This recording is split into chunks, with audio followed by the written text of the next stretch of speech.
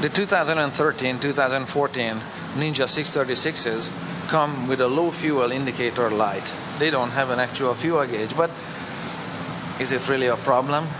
Not so much for me. There's the low fuel indicator light, and I know when that one lights up, I gotta get gas. Depending on what you select on the dashboard, the word fuel appears and it's flashing like so. Sorry about the haze, guys, it's just raining outside, and as the rain hits the radiator it turns into steam, so sorry about that. So you see the word fuel flashing on it.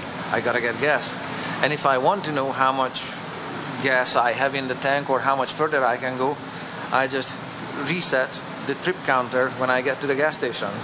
The last time I filled up, that was 278 kilometers ago, and that's it. I know I have 5 kilometers more to go, and the amount of gas I have tops, and then I have to push the bike. So that's a way to work around the lack of an actual fuel gauge.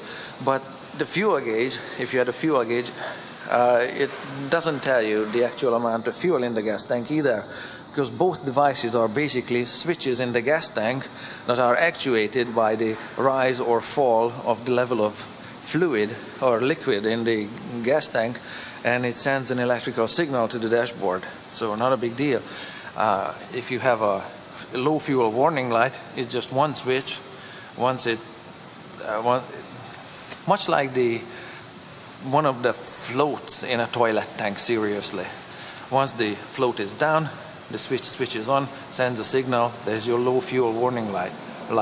It can go wrong, yes, but so can a fuel gauge. A fuel gauge is also a floater. It slides along a straight piece of rod, and as it goes down, it gives you 5 bars when it's up top, 4 bars, 3 bars, 2 bars, 1, nothing, something like that.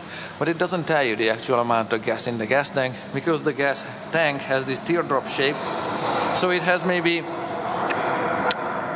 10 liters of gas up here and 5 liters in here, and when you have 5 bars on the dashboard, that's when the gas tank is full, and you might lose, I'm just exaggerating, 10 liters of gas and only lose 1 bar on the dashboard gauge, and for the remaining 4 bars would correspond to for the remaining 5 liters of gas. So it doesn't really show you the actual amount, but it's something. That's a fuel gauge. That's how it actually works. So whether a fuel gauge is better or worse than a low fuel warning light, it's up to you to decide.